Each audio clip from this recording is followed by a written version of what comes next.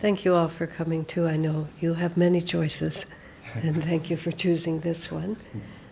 It's been my great honor to be in India now for about a little more than 2 weeks, 3 different cities. And I've, of course, been here before, so some of you are people that I know, or you've met me online, and I'm just meeting you for the first time in person.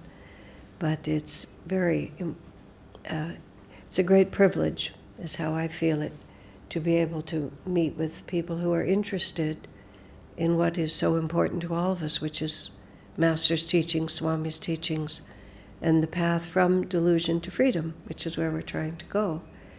So the law of karma is a good one, and we're only going to be able to touch on it a little bit. Aditya raises the possibility that he doesn't put his mind to this all the time. I put my mind to it constantly. It's been one of those, perhaps because I was introduced to it later in life. If you grow up with it as part of your way of thinking, sometimes it becomes commonplace and you don't examine it. But for me, who encountered this just before I was 19, when a book by Vivekananda was put in my hands. So if today is Ramakrishna's Mahasamadhi, well, you don't say Mahasamadhi day, but last day of his life, it's a very auspicious day. Before I came to Ananda and met Swami, Ramakrishna was the one who was taking care of me for quite a few years, so I have a deep devotion for him. The reason I've thought so much about the law of karma is we are all trying to figure out how to avoid suffering and to find happiness. When Master came to America in 1920, he brought with him, or published soon after, a small book which he called The Science of Religion. As it turns out, it was actually ghostwritten for him by a disciple who knew better English than Master did. So Master gave to his disciple Dhirananda the outline for the book, and then Dhirananda actually wrote it. Swami Kriyananda subsequently felt that if one disciple could ghostwrite it, a second disciple could ghostwrite the book. And he felt that the approach that Dhirananda had taken was insufficiently devotional. It was too intellectual. So he rewrote the book and called it God is for Everyone. He would have called it Science of Religion, but there were legal constrictions why he couldn't do that. So he very reluctantly accepted it had to have another name. So Master's first walking into what really became the assigned destiny for him after Sri Yukteswar had trained him, and then Babaji sent him to the West, which is what he was for. And to the West nowadays means to the whole world, because the influence of Western civilization, not necessarily for the good at all, but is taking over everything. Just looking at the way you all are dressed, just walking down the street, you can see how the whole world has shifted. And for the good, ultimately, because when we're going into a higher yuga, which we are doing, one of the things that happens is that we develop a global culture. Separated cultures is an aspect of Kali Yuga. Kali Yuga is the age of matter, in which one thing is very different from another thing, and the two can't blend at all, because we think that matter is the reality. When we begin to understand that energy is the reality, which is what science is telling us now, and the sages have been saying forever, then it's just an energy pattern. And energy patterns can merge and shift. And so one of the characteristics of an age of energy is that we begin to relate in terms of energy, not in terms of geography or culture or even language. You know, as it happens, for better or worse, English is becoming the universal language. It's convenient for me since it's the only one I speak, but it's harder for other cultures to realize that their indigenous way of being is just passing away. And it's not really being done by some evil conspiracy. it's being done because a unified reality over the whole planet is characteristic of a higher age. And thus the internet and the way that we can all talk to each other.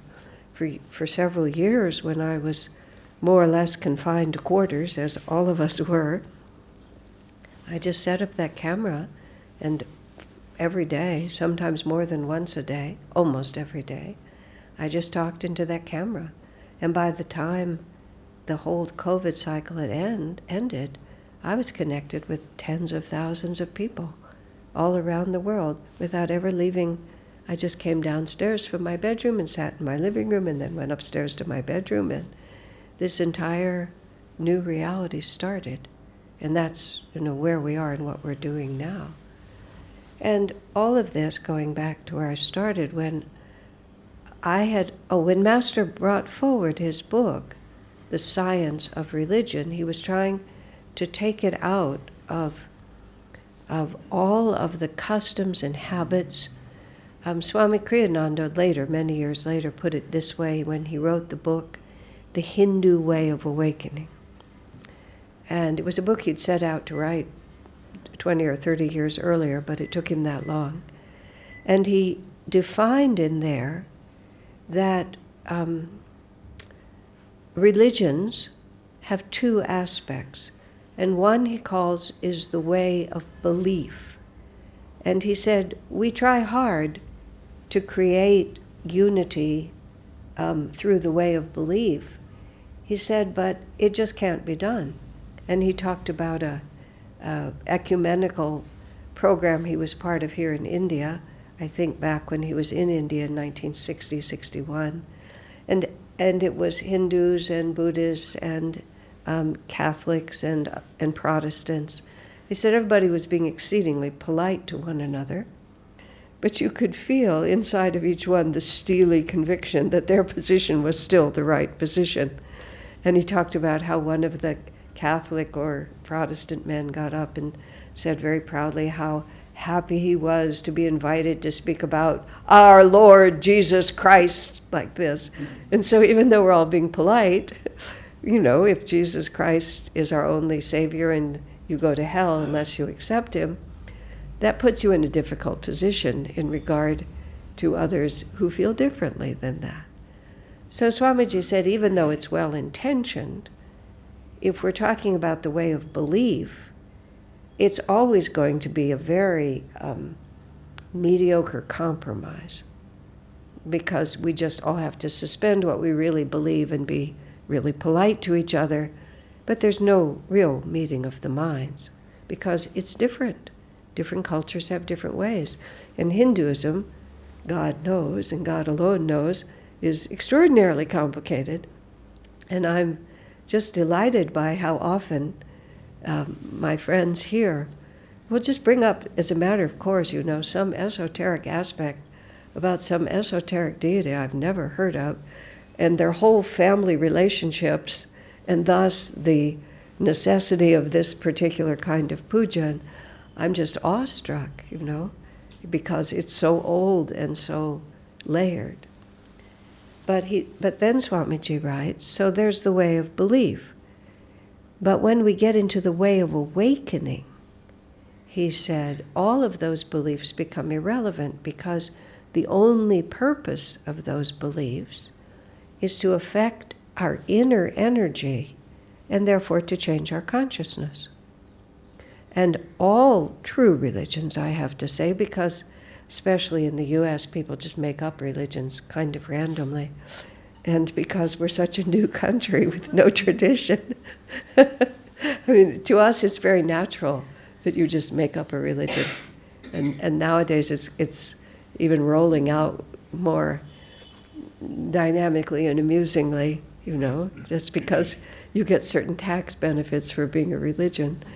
So why not just be a religion? And the laws are just there, and you can just meet them. So it's quite charming, actually. And we're not in Europe, where the Catholic Church is held for so long. They hold it. In Italy, when our community was sued by a crazy person, And we all got to learn a lot about freedom of religion in Italy. And the freedom in religion in Italy goes like this. All true religions are free. They have rights, they can do all these things. But who decides what is a true religion? The Catholic Church. And after a long, long time, Buddhism was finally recognized. I'm sure, I don't know what prompted it, as a true religion. And then, as a result of the lawsuit that was filed against us, self-realization is now also a true religion. The judge made it one. But prior to that, our group there had no rights under religious law. We were some kind of an association, I don't know. The wonderful thing, I'm just going to chat about this, the wonderful thing about Italy, and I know it's the same here, is that there's laws and then there's the workaround.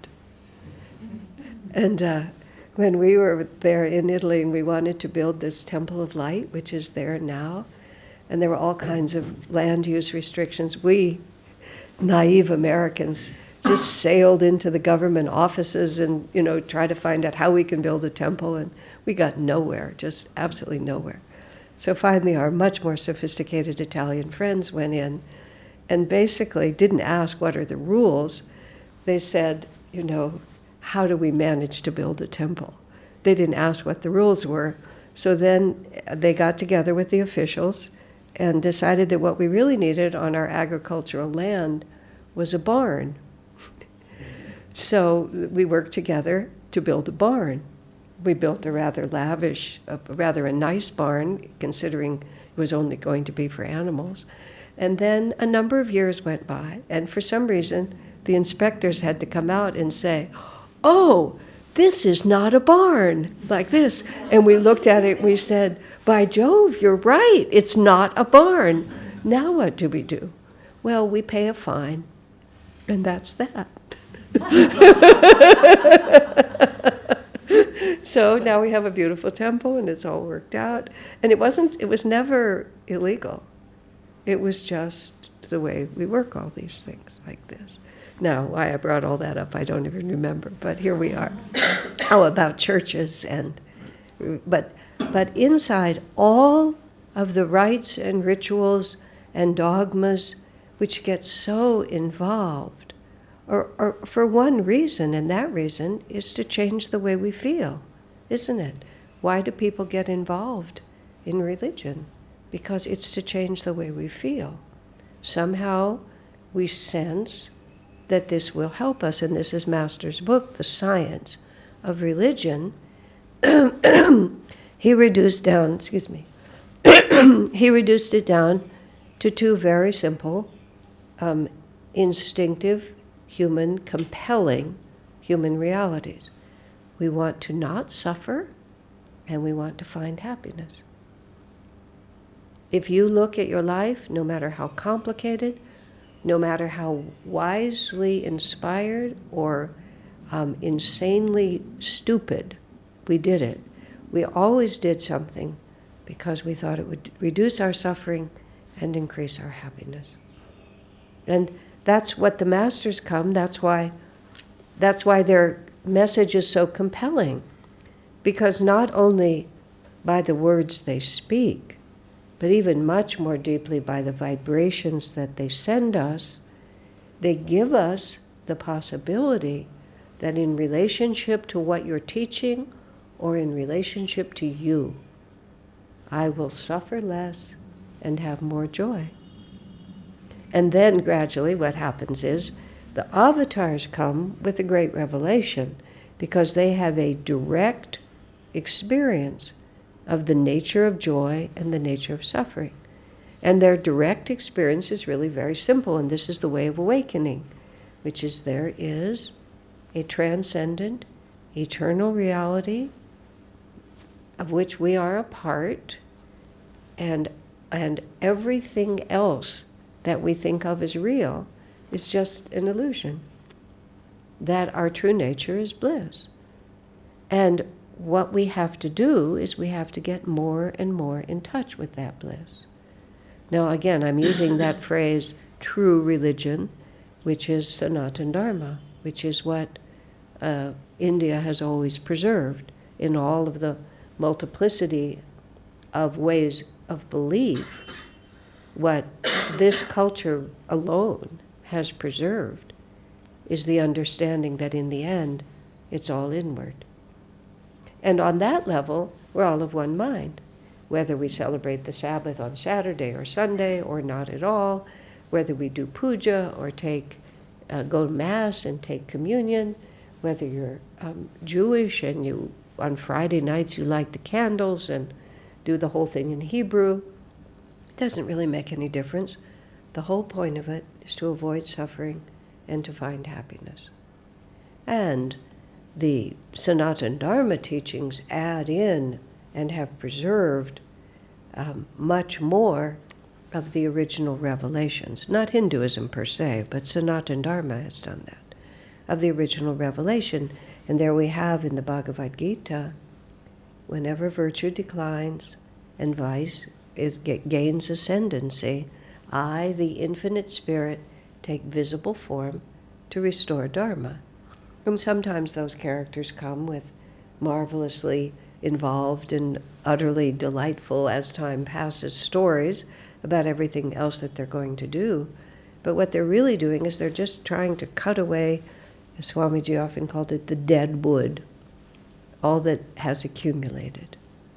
And see what happens to religions, God bless them, is once they start answering questions, once priests or pujaris or whoever they are, or rabbis, start answering questions that are where the question is derived intellectually and not from direct experience. Once they start answering those questions, they have to keep answering them. And so you end up way far out here. My favorite, and I've shared this with some of you, but I love this. 3 of the light bearers in our community in Palo Alto grew up in Irish Catholic families, and they just are they really know the Catholic theology, and every so often they'll just start repeating the catechisms they memorized as a child. I know many of you went to convent schools, so you sort of know what all this is about. But I have such a perspective on this that I have great sympathy for the people who gradually started answering these questions. And because they wanted to have power over people. You see, corruption always comes from power and money. When Jesus was crucified, he wasn't really crucified by Jews because they were all Jews, every one of them. So it was a corrupt priesthood whose power and money was threatened by a new revelation, as simple as that. So in order for the priests to have power over people, then they start threatening them. They start creating dogmas, and it's often very well-intentioned. It's just what their dharma is to do. So they had to say that if you're not baptized in the Catholic Church, then you will go to hell. But unfortunately, sometimes babies die before they can be baptized. And of course, it breaks a parent's heart to think their unbaptized baby has gone to hell. So apparently they went into limbo, which is, I don't know, just some place. Without reincarnation, you see, none of this works. But so they're just stuck in limbo for this long period of time. And then time passed, and some more enlightened pope decided there was no limbo anymore. So the obvious question is, what happened to all the babies that were there? And my Lutheran friends suggested that they were all given to the Hindus to be reincarnated.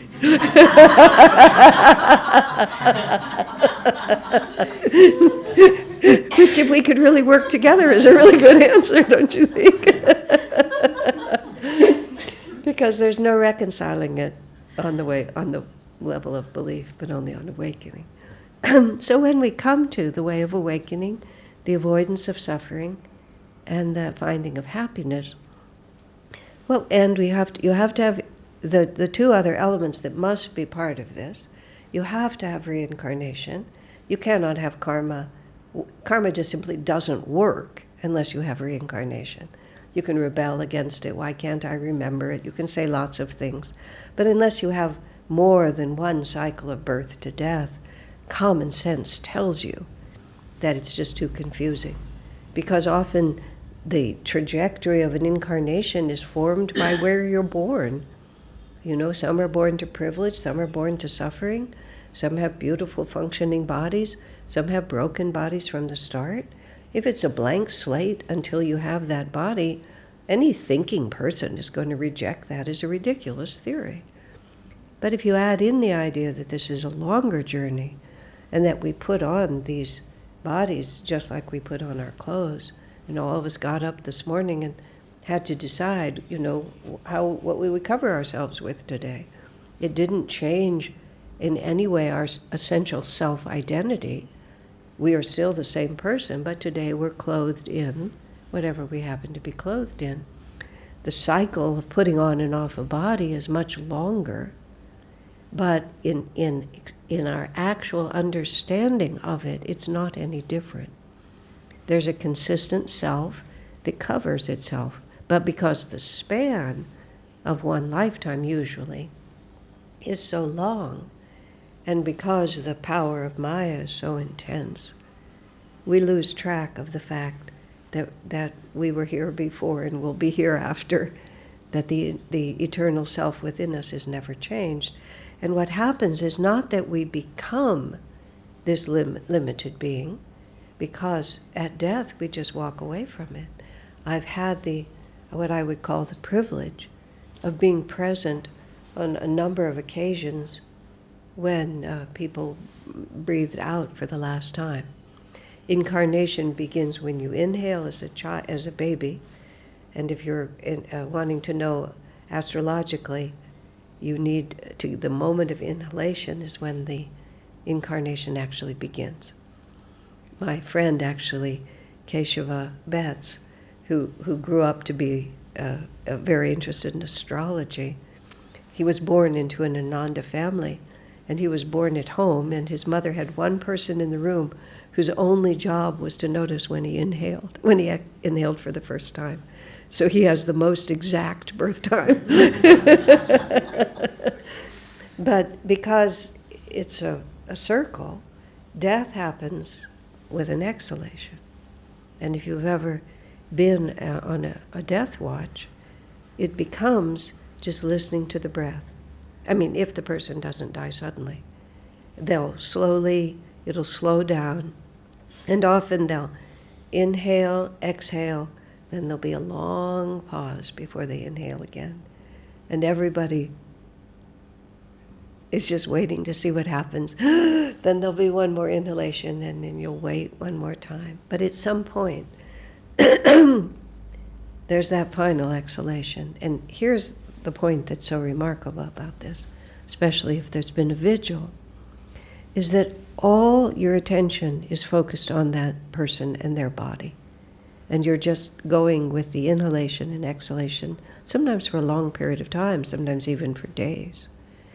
And there's one more interesting factor, which I also learned from experience, which I'm sure was well known. For a long time in that cycle, all person's energy is into the inhalation. And so there's an exhalation, there's a pause, and then there's a kind of a grasping at the air, like this. And sometimes it's a little scary, because you'll think that they've stopped breathing, and then they'll take that last breath, and there tends to be this sense of grabbing for it, like this. But I have noticed on several occasions when, for whatever reason, there'll be a point where all the energy is on the exhalation. And so it's like the soul is trying to stay in the body, and then all of a sudden the soul is trying to get out of the body. So the inhalation will start being like this, and the exhalation will be, all the willpower is pushing it out now. But and when that happens, you know that they're going to pass very soon. That's the time you have to call everybody back into the room if people want to be there. It's very dramatic when you see it. But once that breath is gone, this is, again, we've been there even for hours or days just watching and listening. Once that breath is gone, the body becomes like a piece of furniture. And it's just so startling, because 30 seconds prior, it was still your loved one. And then suddenly, it's a piece of furniture. And it's the most dramatic, at least to my experience, demonstration of the real nature of this body we wear. Because as soon as, and as one friend put it to me, after her father died, she actually had stepped out of the room. And this oftentimes is, while I'm saying this often disturbs people. I was there for 4 days, and then I stepped out of the room for a moment, and that's the moment when my mother left her body. Yes, of course. She loves you. She couldn't leave while you were there. Or you love her, and she couldn't leave while you were there. So she had to just grab that little moment when all was away and they could go. I was with one woman and her husband, and she just kept, we took her off the ventilator, and she just kept breathing for like 10 more hours. Finally, her husband just sat up and said, "She'll never leave while I'm here." He said, "I'm going home."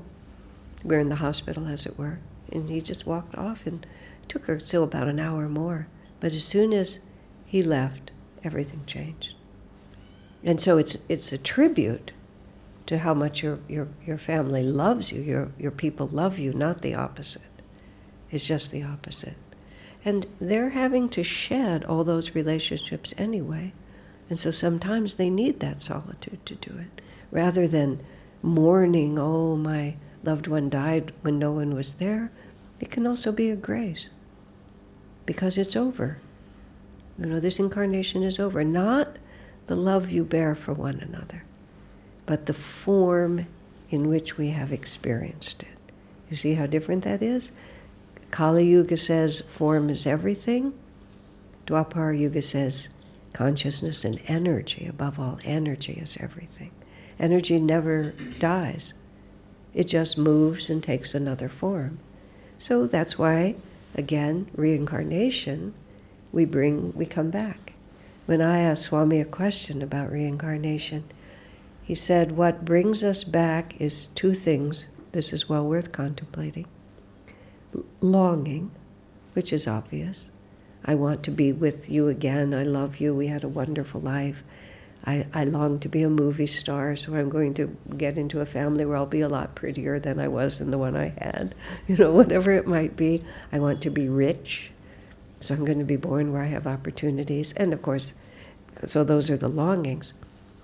Swamiji said, equally powerful to force us back is regret. Oh, if only.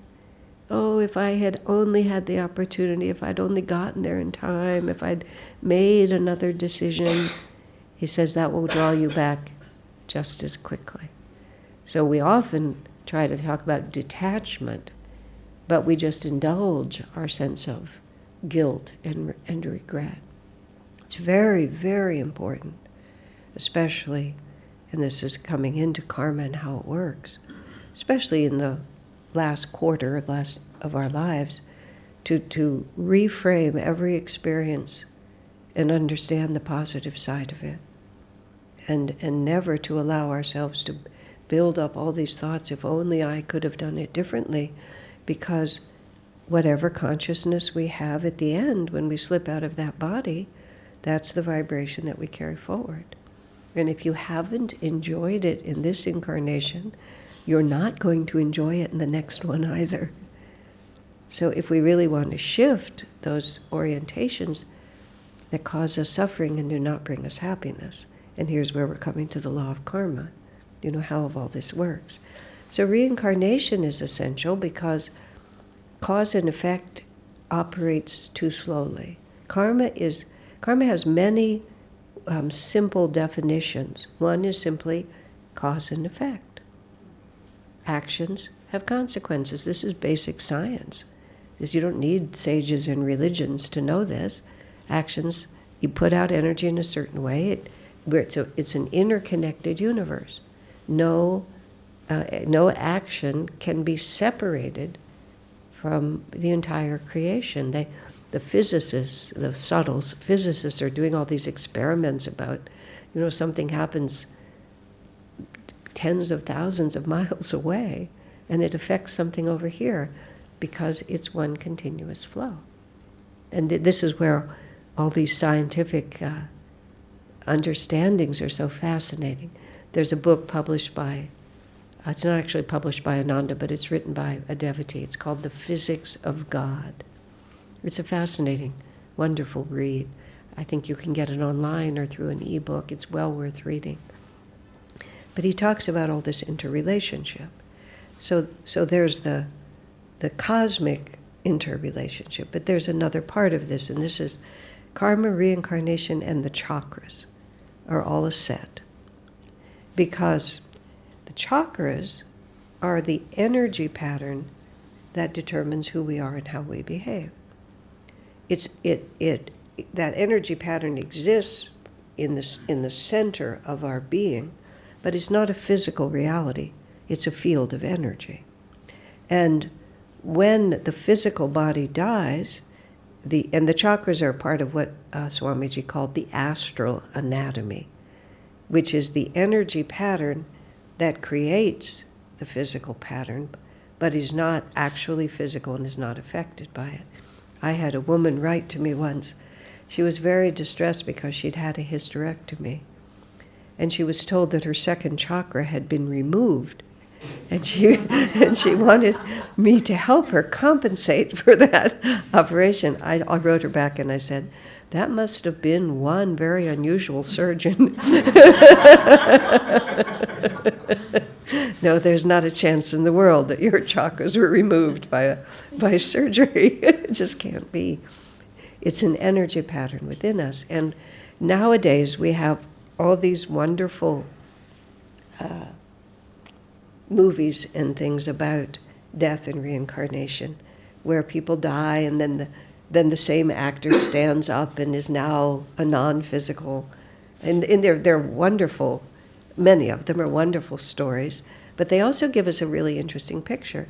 The body falls, the spirit rises. This is exactly what Krishna said to Arjuna when Arjuna said, how can I kill my relatives?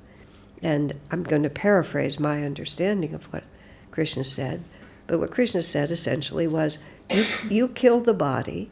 And this is also just so interesting.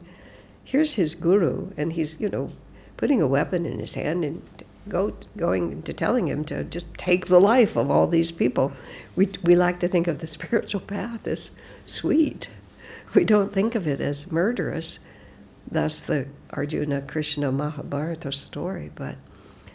But Krishna says, you take the body, and of course you see the body fall. He says, as you see the body fall, I see the spirit rise.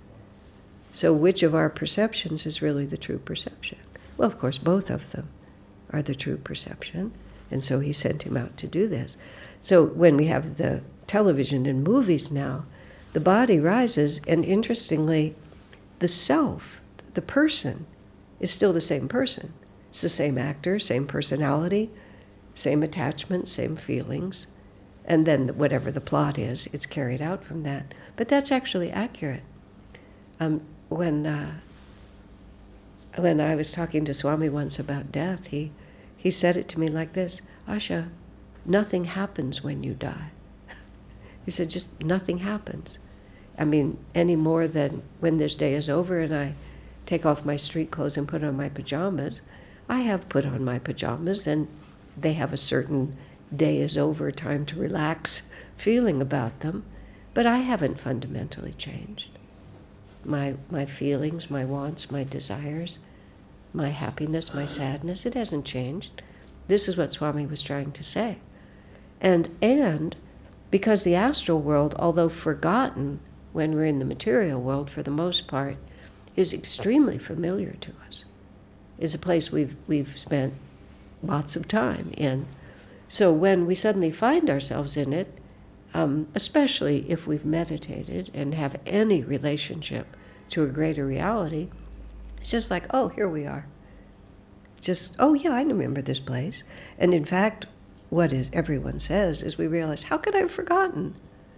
And the mystery is not that we're there, but the mystery is, how could I have forgotten this place? This place is so familiar to me once the dying process is done. Master also says something so charming. People who have meditated can make this transition much more easily. He said, people who feel that consciousness depends on the brain, which is that consciousness is a product of material forces rather than material forces being the result of consciousness. If you think that your awareness, your awakeness depends on your brain, he said when your brain begins to die, and this was, I believe, how Master put it, you feel obligated to go unconscious.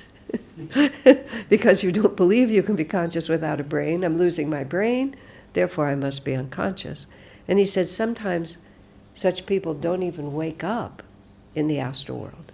They never wake up in the astral world because they don't believe that they can be awake without a brain. So he said they kind of live in, a, as he put it, a gray dream, and they don't really wake up till they have a baby's body again. Their karma just compels them back into a physical body because that's the only reality they know. They breathe in, they're in a body, and here we go again. Now, of course, that if you meditate at all, if you have any even belief in another reality, you can see it when you go. But what we are then is we are energy body, and our anatomy, we have our energy anatomy, which is the chakras. And the physical body has all these nerve plexes, and the physical body, if you think of it this way, has actually manifested around the chakras. And that energy form is who we really are. And that energy form, thinking of the chakras, now that there's many different ways to speak of the chakras, but one of the realities that I find the most helpful is that each of them represents an element of the material world, of creation, that has a non-physical reality and a physical reality. And it represents a spectrum from complete commitment to matter as the only reality to an understanding that Christ consciousness is our true reality. And that's essentially from the earth chakra to the crown chakra. Now, as I say, this has a more subtle aspect because each of these chakras has two directions that it can express itself. It either takes the quality, let's say, of the earth chakra. The quality of the earth chakra is commitment, loyalty, dedication to truth. Or the earth chakra, and the earth chakra represents our security. So the question is, from where do I draw my security? Do I draw my security? And this is just my way of thinking of it. I don't know how metaphysically sound this is. People talk about the chakras being blocked, but they're not so much blocked as that they leak, is what they do. Because we want to keep our energy internalized. We want to keep our energy guided by wisdom from the spiritual eye, which is individuality. I'm touching the medulla, which is self-identified with limitation or self-identified with infinity. So we want to guide all our energy from the spiritual line. We want to gather the qualities of each chakra, but then express them with wisdom. So what happens is, using the first chakra as security, because it's so clear when we think about it, where does my security come from? And if my security comes from reaching out to the material world and accumulating material stuff, because then I feel really secure. I have money, I have power because of that money, I have house, I have furniture, I have cars, I have position, all these things that are externally defined, that are based on the body that I'm living in, and I hold on to my security there. Or is our security based on our understanding and commitment to truth? In other words, is my security with God? Is my security with my discipleship? Is my security with devotion?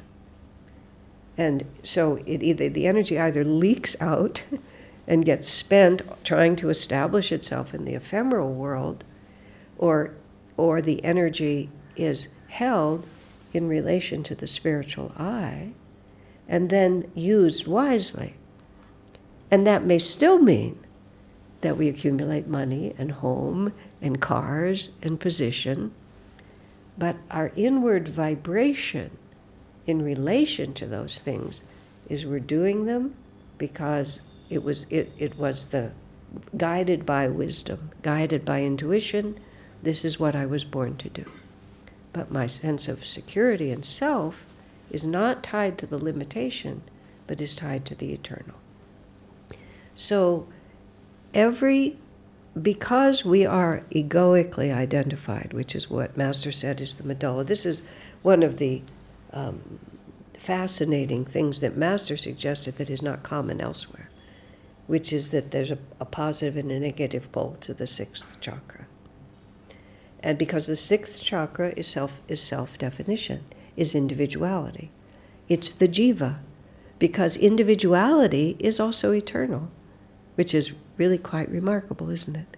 Which is why even now, if you pray deeply enough to Jesus, Jesus will appear to you, or can appear to you. And that's why Master said if you pray to any saint or any master, that individuality can still be drawn out of the ether. It's because it's always there. And each of us, Master said, every atom of creation is dowered with individuality. You know, these are phrases that you spend your whole life trying to understand. What did he mean by that? But suffice to say, our individuality, we are a bubble of the infinite sea, but even once we merge into the sea, we're still a bubble. And we don't think about ourselves anymore as a bubble, but whenever it's necessary to be a bubble, individuality continues. And so we either define our individuality from the spiritual eye, which is to say a bubble in the sea, or we define it from the medulla, which starting with the physical body, defines us in all kinds of limited ways. And the problem is, the degree to which we define ourselves as limited is exactly how much we suffer.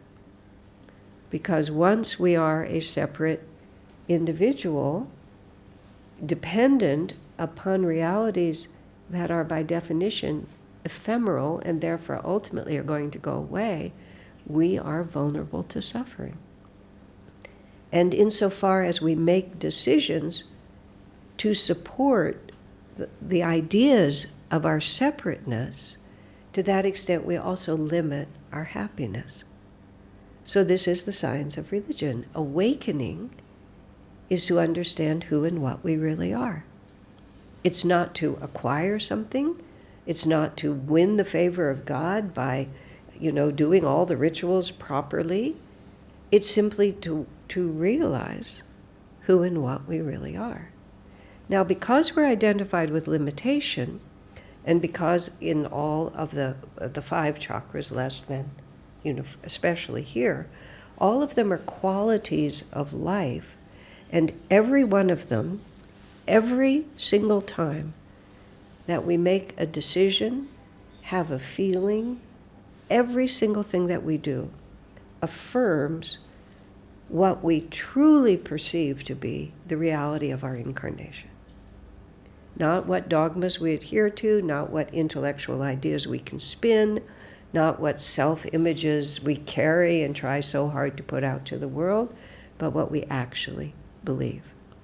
I was on the freeway once and something happened, and just for a moment I thought I was going to be hit. And I went like this. And then after that I thought to myself, why? Why did I react? Clearly because I think I'm this body. When this body was threatened, we had many years ago where I live, we had a bad earthquake. I live in the San Francisco area, so earthquakes are supposedly common, but they aren't. So I'm inside this building, and the building starts wildly shaking. The whole thing lasted 30 seconds, but it's a long 30 seconds. The building starts wildly shaking. I draw the natural conclusion, there is something wrong with this building. I need to get out of this building, and it was a ground floor place and I could easily get out of it. So I ran out into this central courtyard of our community, for those of you who've seen it. And by Jove, the whole courtyard was shaking. The trees are going like this, and I look over and I watch that we have a swimming pool there. I watch the water in the swimming pool, not all of it, but much of it just come like a tsunami over over the fence. And my whole brain just like, my brain just boiled on me.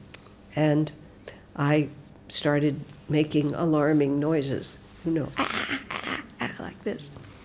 Other friends of mine said, when the earthquakes started, they went, Om Guru, Om Guru. And I just had to say, I didn't. Because in that moment, I was afraid. And I was agitated. I gathered myself before too long. But look at that. No matter what I say, no matter what philosophy I had, just my first response was not calm self-surrender. And every single time, see, we're affirming not what we think we believe, but what we really are. And here's the annoying part. Because we identify with our own reality, and energy doesn't go away, every thought, action, feeling that we have registers in the appropriate vibration in the chakras. And it makes an energy pattern of vritti. There's a center point, and it creates a vritti. And over time, over a lifetime, it's the energy pattern in our chakras. That's our karma. That's what causes things to happen in this world. And because that's an energy pattern, not a material reality, the death of the body doesn't change it. It just releases it. It goes into the astral world. And that's who we really are. Now, friends, that's who we are anyway. We just don't know it. We think we're our hairdo or our clothes or our education or something like that. But the way everybody responds to us, whether they know it or not, they're just responding to the energy field that we put out. Now, the really super good news on this is it's an energy field. It's not a thing. And energy is constantly mutable. And this is how Master puts it, magnetism, energy generates magnetism, and magnetism, the greater magnetism always absorbs the lesser magnetism, like that. So that energy pattern is a blueprint for how much we understand our true nature and how much we're hypnotized by our temporary experience as a human being. And Divine Mother knows, if we want to just turn it from metaphysics into devotion, Divine Mother wants us to be happy. God wants us to be happy. I remember Swamiji saying to me once with great passion, because I was quite confused in the way I was thinking. He said, Asha, God does not want you to be unhappy. He said, that's your idea, it's not his. I was into the sort of the more I suffer, the more I must be pleasing God sort of energy. And the more I dislike what's being asked of me, that must be more God's will than the ones, just completely twisted. Divine Mother wants us to be happy, but she's a very good mother. And so she's not going to allow us to settle for our stupid ideas. And because children have this wonderful logic. Mommy, I want chocolate cake for breakfast. And you say, honey, if you have chocolate cake for breakfast, you won't go up big and strong. You won't grow up big and strong. And the child says, yes, I will. And that's pretty much the conversations we're having with Divine Mother all the time. This is what I want, and this is why I want it. And she says, honey, you won't go up big and strong if I give you that. And we say, yes, I will. Based on absolutely nothing. And so, unlike the mother who might let the child eat chocolate cake, Divine Mother says, I love you too much, I'm not going to let that happen. And so she starts showing us the consequences of our own misunderstandings. And karma, another definition besides cause and effect, is its unlearned lessons. We're here to learn who we really are, to not suffer, to be perfectly happy, but there's things we don't know about what causes suffering and what brings happiness. And we don't know them, I'm going to say we don't know them with a vengeance. It's not like these are small misunderstandings, these are humongous misunderstandings. And so she keeps working with us. But she compels us also. This is why I was saying, even though, we might be seeking money and wealth and position to make ourselves feel secure, we might also need to have those experiences. Because here's something also wonderful that Swamiji said. He said, we learn from having our desires thwarted. When we want something and we don't get it, we can learn from that. We can learn that I didn't really need it. We can learn that it was misguided. We can learn that it wouldn't be good for me to get that because of various misunderstandings. But Swamiji said we learn more from having our desires fulfilled, which is really interesting, and this is the reason. If it's thwarted, you may be brave about it, and you may rationalize why it's okay. But if you still want it, if you haven't truly transcended it, merely accepted the disappointment, then some part of you will always believe that if I could get it, I would be happier. And so therefore that registers in your chakras and creates a vritti of energy. If I could have this, I would be happier. But when we are allowed or able to manifest what we long to have, we get to experience for ourselves, and we never learn from anyone else. We listen. If we think we learn from someone else, it's because we're just ready to learn it. Our experience has brought it to the point where when you explain it to me, I'll understand it. But try to explain it to somebody whose experience hasn't brought them to that point. How does that work for you? Not very well.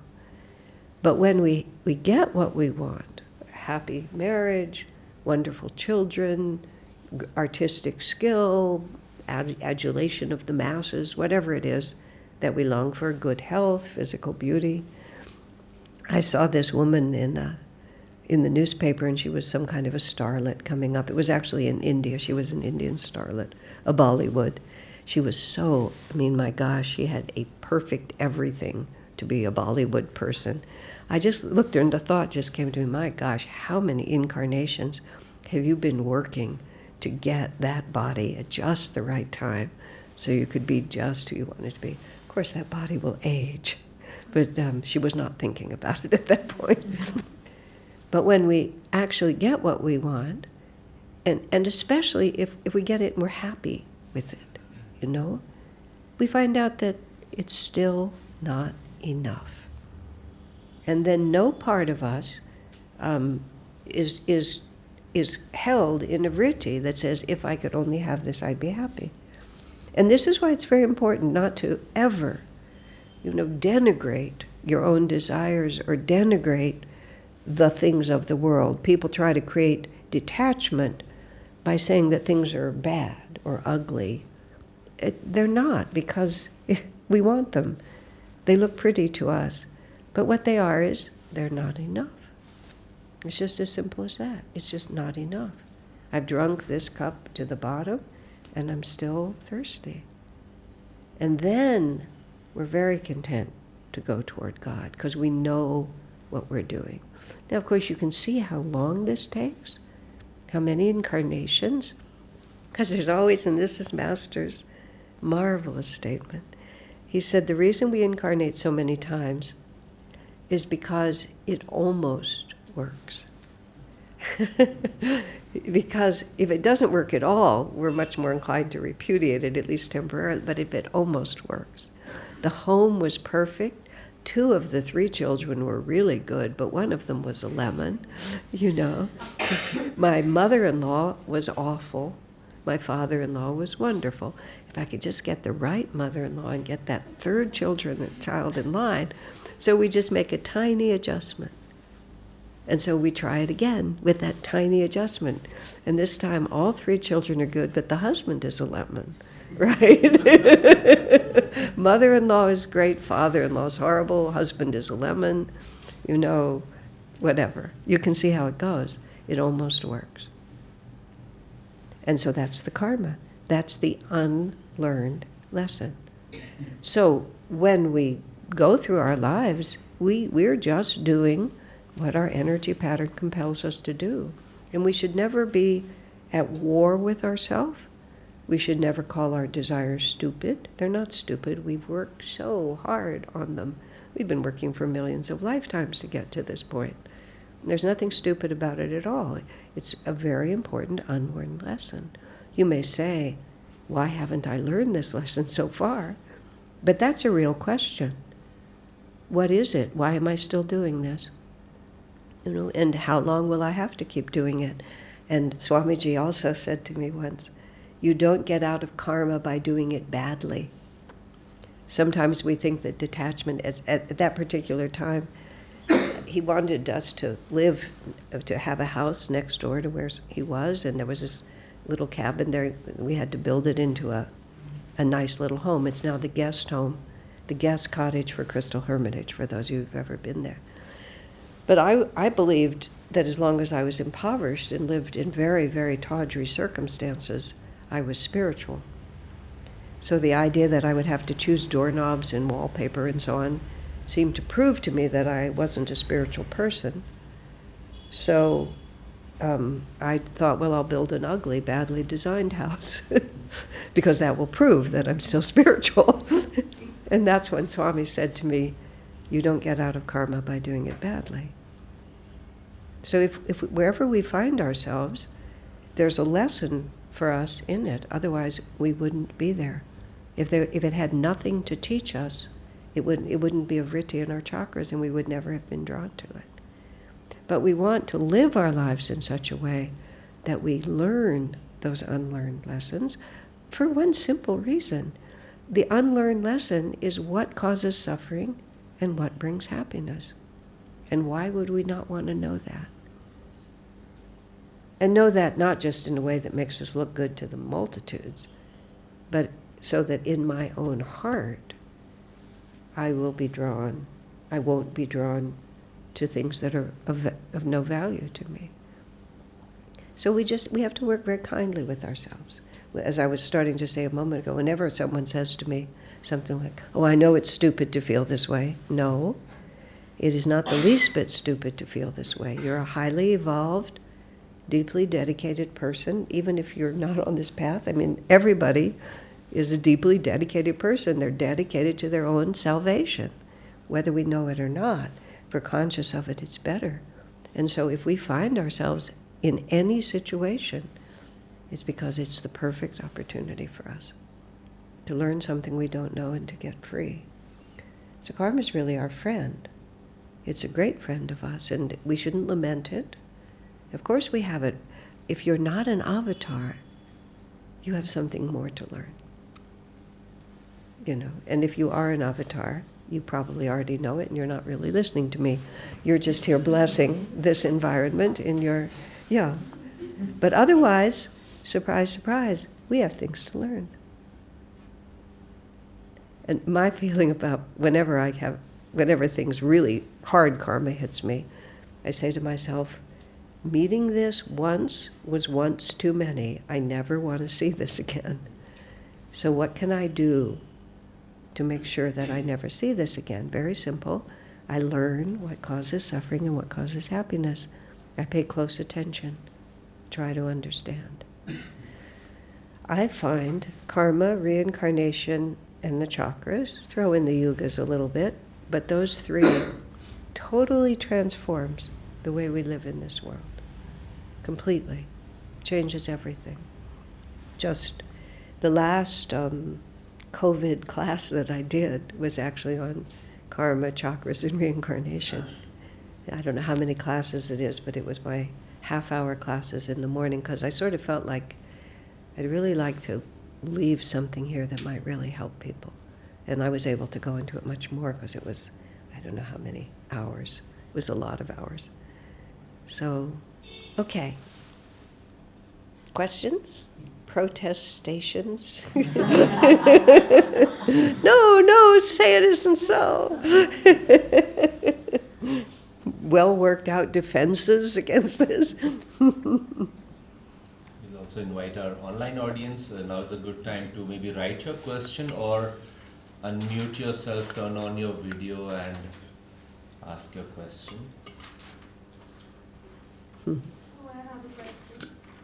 We spoke about desires right now. So where should we channel our energy in trying to fulfill those desires and be free from it, or to transcend them and not give it energy? The question is, how do we know whether to go forward to fulfill a desire or to restrain yourself to transcend? It's a very subtle personal line. But what we have to be is completely sincere and authentic, which is not do it because I should, because if I was spiritual, this is how I would feel, because I'm embarrassed, because I have this desire. Anything that is just imposed on you from the outside is just another karma that you have to figure out. So it has to be just a genuine expression of who I am. If you want to marry, if you want to look attractive, if you want to be an artist or a writer or a wealthy person or any of those things, if the impulse is really strong in you, suppressing it will not transcend it. Suppressing it just says, I want it, but I shouldn't. And then even the Gita speaks against it. Of what avail is suppression. It's a very important word to not express something that you really want because you think you shouldn't is not the same as recognizing that this will not really bring me happiness and therefore I don't want to follow it. Now, both of them may require some self-discipline, because there can be vrittis that are pushing us, that are warring against other vrittis which are trying to restrain us. But just to merely think that restraint is superior to expression is just simply not true. Because if we don't really understand what the reality of this is, and that's where we just have to be humble and honest. And you can use the word joy as part of it. But it's not a superficial happiness. It's just a feeling of rightness. That there's a good feeling about what I'm doing, even if it's not happy every day. But I know what I'm doing, and I'm doing the right thing. And is that easy to come by? No. It's a highly developed skill to be able to feel where you should be, but you won't acquire it merely by holding back until everything is clear. Because if we don't know, if our intuition is not clear, it will not become clear just by freezing. We have to start sending some energy through the system. And energy has its own intelligence, and then that energy itself will give us experiences, and those experiences will begin to show us what we should do. But if we just wait until everything is clear before we do anything, we'll just wait for incarnations. That's another kind of unlearned lesson, that I have to be so afraid of making a mistake that I just have to freeze here until I'm certain I'm not going to make any. But that initial mistake freezes our capacity to learn. When Master was still living, his disciple Taramata went off and got married. And Master didn't really want her to go do that, but she went and did that. She had a child, and then she realized this was not a good idea, and she came back to the ashram. Some of the other, more narrow-minded nuns said to her, basically, how dare you come back after you disobeyed the Master, or however that went out. And she just looked at them, because Tara brooked no nonsense from anyone. What do you want me to do? Just worship my mistakes for the rest of my life? It's like, yeah, I went somewhere, it turned out not to be a good idea, I'm back. And that's just about how much energy she was going to give it. Better to sin enthusiastically in public, and just do what you do and stand up and learn than to be too afraid to make a mistake, because you never learn anything that way. That's part of the answer. And a lot of times you see here, Swami writes this in the Bhagavad Gita commentary, in the section about the yugas, the gunas, tamasic, sattvic, rajasic energy. And one of the definitions of a God-realized master is that he has mastery over the gunas, that he's no longer compelled by the oscillating waves of the material world. We are compelled by the oscillating waves. That's one of the things that happens. And so the reason that we strive for excellence and devote ourselves and commit ourselves to accomplishing in this world. Look at Swami Kriyananda. Look at Master. We make this up in our mind, but look at the examples we have. They worked day and night and did all sorts of incredible, creative, imaginative things. They did not just sit back and say, this world is a dream. But let's see, what was it? Just a second. I lost the thought. Let me find it for a minute.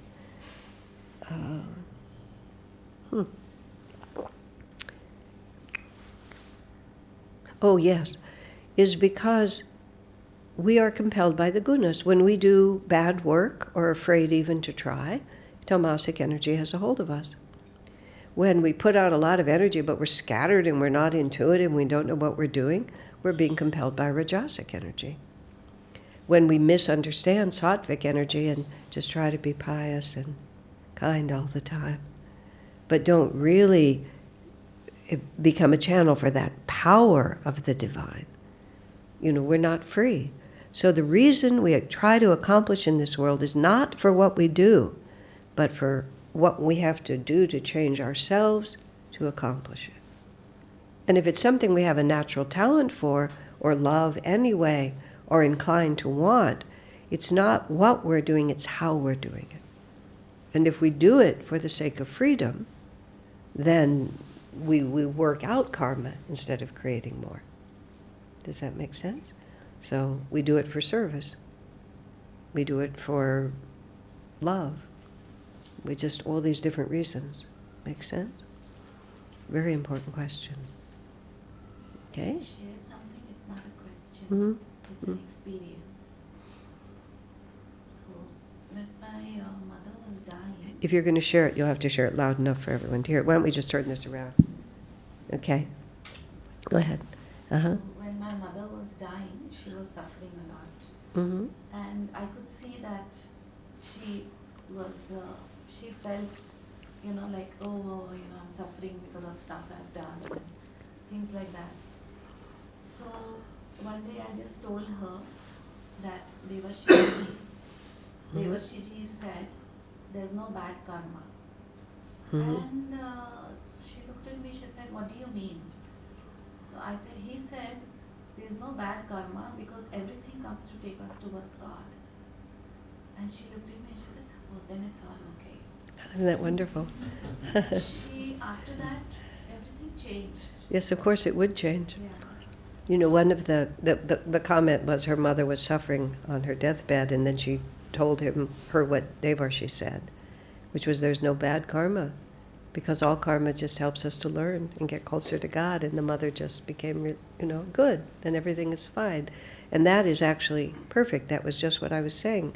We want to cultivate within our consciousness so that at the hour of death, when we are losing the capacity to dissemble and pretend, that we find out who we really are. And oftentimes people who are very unimpressive in life turn out to be very free in spirit, because that's how they really live. And I want to just hold up this book. This is not written by me. This is written by Sister Nalini, Nalini happened to be, as it happened, she and I came to Ananda village and met Swami Kriyananda on the same day. And she was my first devotee friend. She's gone from this world now. She died last summer, I think.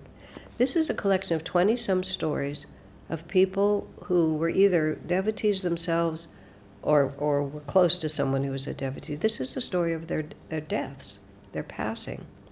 And it is a wonderful book, absolutely wonderful.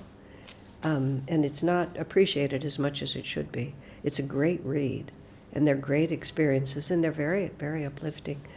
I'm going to quote myself because I wrote the introduction to the book. I wrote in the introduction that there's a lot of books written about how meditation and yoga improve your life, But this is one of the first ones written about how meditation and yoga improve your death. And it's a very important part of the story, because karma, I mean, once you put reincarnation and karma into the story, what we're doing here becomes very, very different. And death is the final exam, is how Swami called it. It's the final exam. It's like, who have you been this lifetime? How much progress have you made? For me, I've always been very interested in death, and it's never seemed even slightly morbid to me. It just seems fascinating. And one of the reasons I came very strongly onto the path, I feel like I was 18, and what I seem to remember is I had the feeling that I was awake all night. You know, sometimes you think you're awake all night, but you aren't really, but that's how it felt to me. And what I was doing is I was exploring the hour of my death. At that time, no one I knew had died. I'd never been with anyone who died. But from past lives, I remembered, of course, how many times have we died? And when I later had experience, it confirmed this feeling that no matter how successful I was in the world, no matter how many people loved me, at that time I thought I would marry and have 12 children, and they would all have huge numbers of children. So by the time I passed, you know, there'd be 100 and 200 people in the room, and they would all be my people. You know, that was sort of what I was thinking. But no matter how I thought about it, I knew that I would be alone. Because that's what it is to die, is that everything goes away. And I could feel that all I would have at that moment was my consciousness. And it became very important to me to figure out how to do something about my consciousness, because everything else would become interesting but not relevant by that point. Of course, I've gotten much more sophisticated, but just that fact was so powerful to me. This is what, the Lord of Yama asks Yudhishthira, what is the most astonishing fact about human life? Oh, that everyone dies and everyone thinks it's not going to happen to them. And to me, it's not morbid. It's just like, oh, well, I better live in relationship to that, because otherwise I'm only living part of the story here. Challenging, though. Definitely. Yeah. One of the fun things about being with people when they die is that every so often you get to drop a piece of interesting information into the story, and sometimes it has a very dramatic effect. Like something that no one would ever understand. When Tushti died, many of you know Tushti because she lived here. I wasn't with her when she died, but I was with her for the several weeks before she went into unconsciousness and then passed. But at one point she was in the hospital in Oregon, and her body was really beginning to fall apart. She had pancreatic cancer, and there's just no cure for it. And I had been talking to her husband Surendra the night before, and Tushti was sure she was going to get well. That was just, it did not look likely, but she was sure. And when someone is sure, you don't want to take that away from them. But her body was really rebelling and just beginning to break down. So I said to her, Tushti, do you think your soul is trying to stay in the body, or do you think your soul's trying to get out of the body?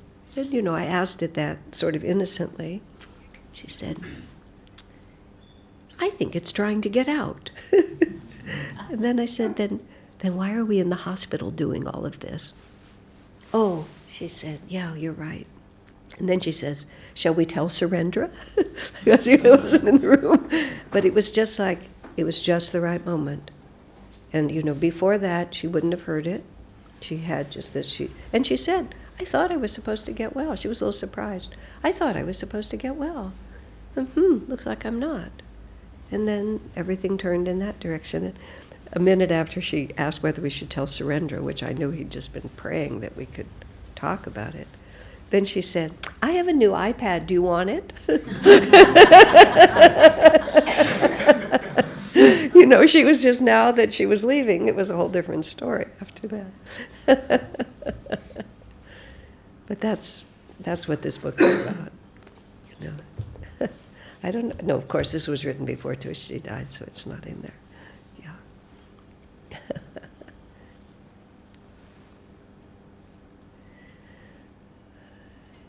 So, any other questions? Or Anything online? There's so much wisdom shared, Ashley, and Yes. everybody is just. Yeah, they're sinking into the Trying to digest it. We're trying to digest it. yeah, I hope it helps. I mean, what I'm telling you is what has been so helpful to me. Because we're all in this together. We're trying to figure out how to do it. So I hope it's helpful for you. Yeah. How Oh. do we help someone who doesn't believe in karma and reincarnation? The question is, how can you help someone who doesn't believe in karma and reincarnation? How can you make a cake that takes an hour to bake? How can you get it out of the oven in 10 minutes and still have it be a cake? What are the chances? Right? A person needs their own experience. You just have to have your own experience. So you have to find out where a person is standing and what way is forward for them. And that's how you love people. You don't love people by forcing them to be something that they're not interested in being. It's very annoying. I remember I was trying to persuade someone of something that I thought was an important priority for them. And Swami finally, I don't know how he got involved in it, but somehow he was there.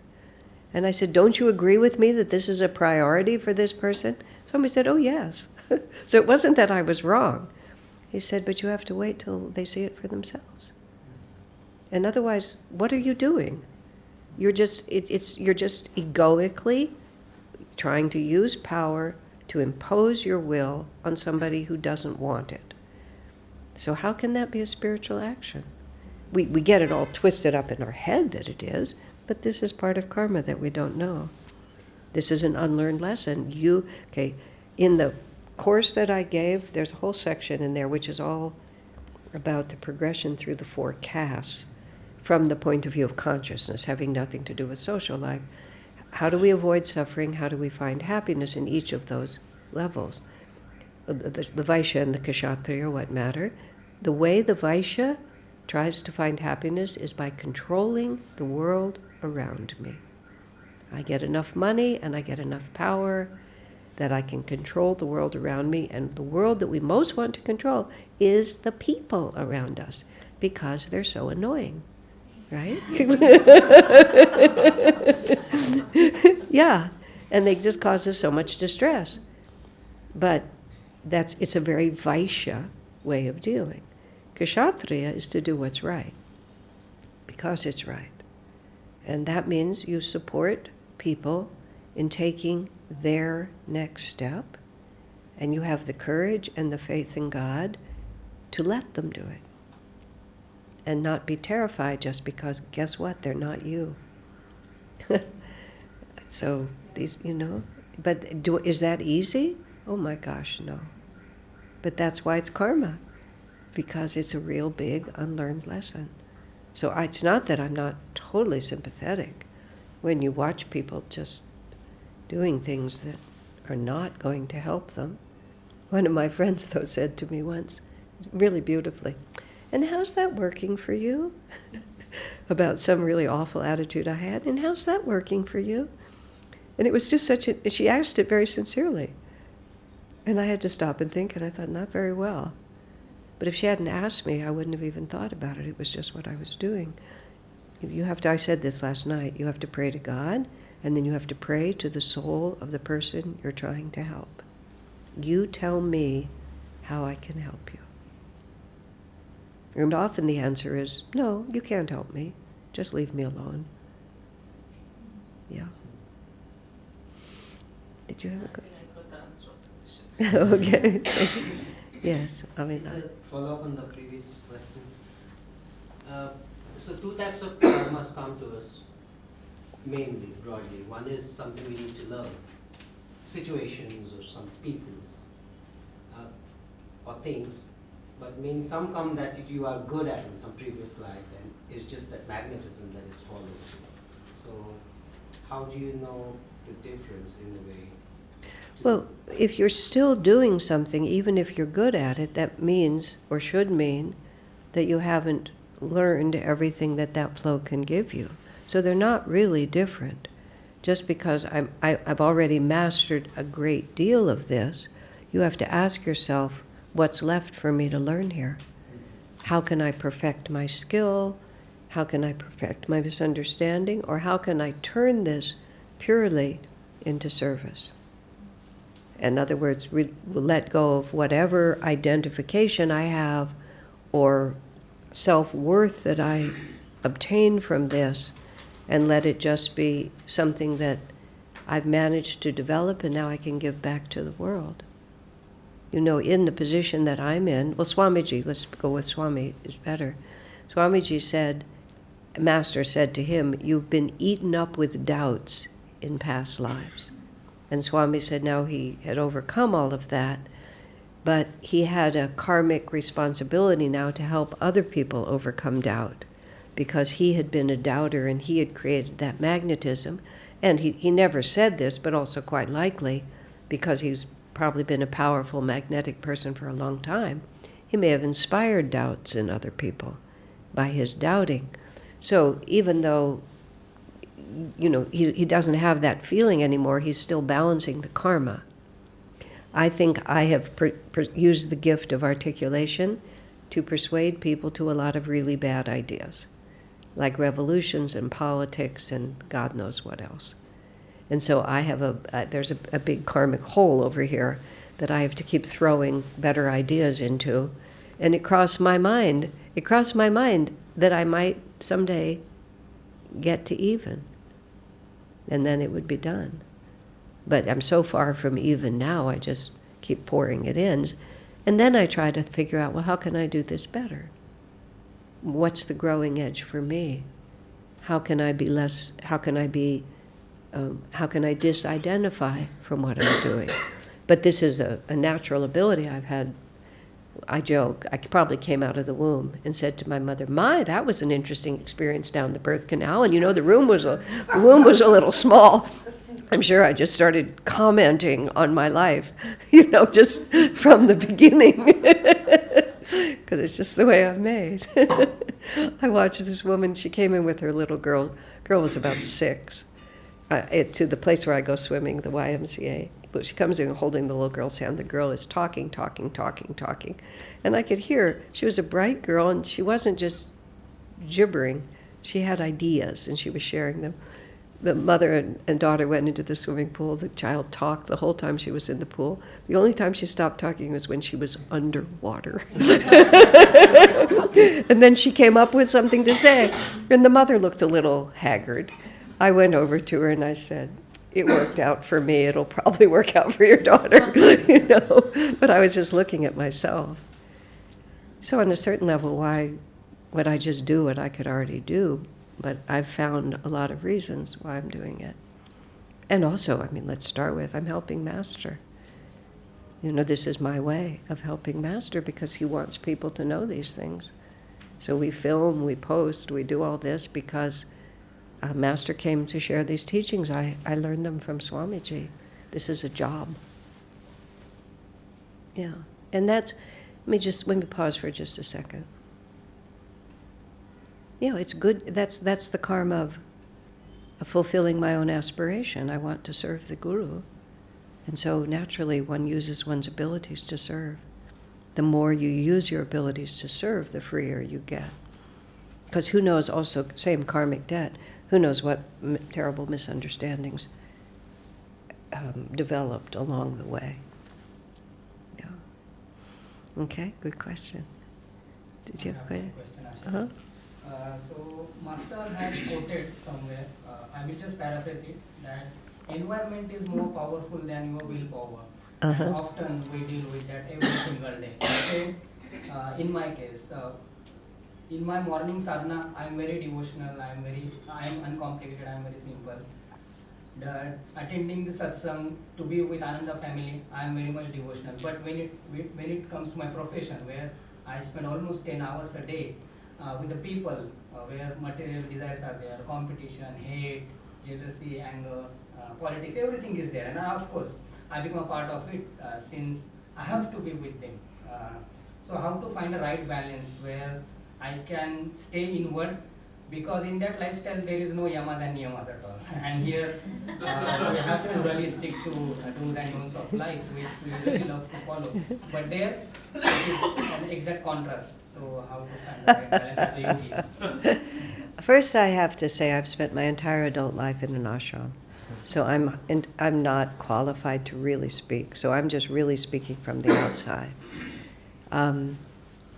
When I first heard environment was stronger than willpower, my first response, not stronger than my willpower, just the arrogance of youth. But anyway, but environment has an influence on how we feel. There's no question about that.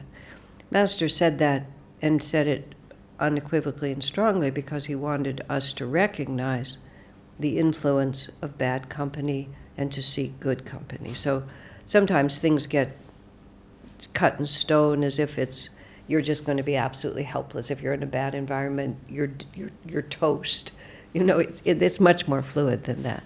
And with all due respect, well, no, I guess there's not a lot of respect in what I'm about to say. The way Swami edits Master's words, you feel the compassion and you feel the flexibility of it. For some reason, the other organization that publishes Master's works, they love declarative sentences.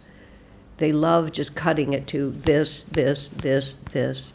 But when Swami edits Master, there's much more feeling in it. And he did not like the way it was edited, because the concepts become dogmas instead of friendship. And it's a very serious problem, which is why Swamiji was so intent about the whole situation between the two organizations, because the whole teaching and the whole personality of the Master get too harsh. And it attracts the wrong kind of people. It attracts people who want it to be like this instead of people who are moving. So first of all, don't be paranoid. Of course, you have to go to work, and this is early Dwapara, which is a really lousy time to be on the planet. But for some reason, we thought it was a good idea. I asked Swami to wait till a higher age next time. He made no promises. So first of all, don't be even slightly paranoid. You're the disciple of a great master. He's always with you. If this is what's necessary to do your dharma, then you can assume that it's going to be fine for you. I would bring into this environment as many God-reminding things as you can.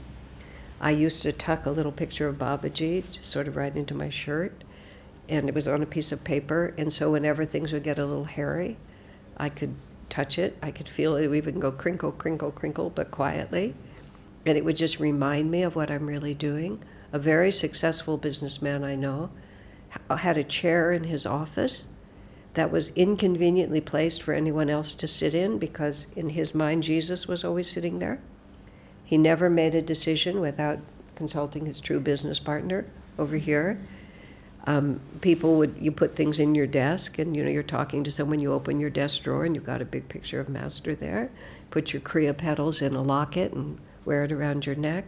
So carry your spiritual environment with you. And do not ever feel, and this is a tough issue, one of the first things Swamiji did after he came to India was write Material Success and Happiness Through Yoga Principles. And he wrote that book for India after a physician, when he was in the hospital, and you may have heard him say this, Swami said, as he put it, I was no example of the spiritual path. He had double pneumonia, he was just completely a zombie, but still, people knew he was a Swami, and in this country that's highly respected. And the doctor came in and said, sir, can you help me? Swami thought, I'm not in much of a position to help anyone, but I'll try. Can you help me? And then the man described a dharma dilemma. My son is in Canada in college, I have to support him. It's hard to get enough money unless I do a few things that are not strictly honorable. And Swami, when he said this, he said he was a very noble man, and he said he could see the anguish that this caused him. He was caught between, and then Swami felt that what was needed for India was how to do business in a dharmic manner. And of course, this is way into the future. But then Swami spent 1.5 years and wrote 26 lessons, which he later recorded into an audio book, which, if you can't find it on the internet, write to me. It's a little hard to find sometimes. Maybe it's available easily. Which Swami said the audio was even better because it had the magnetism of Swamiji's understanding. And basically, he said, you always have the choice to be dharmic, regardless of what people are doing around you. But it's not easy. And so this is your karma, is that the temptation to fall into the wrong attitudes that are around you versus the necessity of finding the strength within yourself, being practical in your idealism, which was one of Master's principles. Being practical in your idealism, but finding the strength within you. And it's a huge need. I mean, I don't know the culture here as much as others do, but I get the impression that it's highly needed, and it's not easy. But this is one of the ways that we can serve, or being a witness, or being a vibratory witness, to just help uplift a little bit. But then I stand back again and say, I'm not qualified to speak because I've never faced it. And that's a big deal. Okay. Yeah. Anything else? Anything online, Tushar? Someone just asked what was the name of the book written by Swamiji. The Material Success, is that the question? Yeah. Was that related? Yeah. I think it's called Material Success and Happiness for Yoga Yoga Principles. Through Yoga Principles. It's in India, it's published in this 2-volume set by Ananda Sangha. And I'm pretty sure when I went online most recently that the audiobook was also readily available. For a while it was lost somewhere in the mists of time, but it seems to have come out again. I've been told, and what city I was in I don't know, but certain people have. Oh, I also gave a course in that book, but it's not on YouTube because it's not a video, it's an audio. But I gave a whole bunch of classes on that book, which I have been told are very, very helpful because they take what Swami said and pull it out. So you have to go, I believe, to Ananda Palo Alto Audio. It's very obscure, but it's there. It's foundable. It's foundable, findable. Yeah, all of which is when I taught that book, I was amazed by how powerful it is. He just answers every question. But of course, like everything, it's lifetimes of work for us to realize it. That's why this path is so much fun, because we're little and it's big. And we'll gradually get to be medium-sized, maybe, and that'll be nice. Yeah.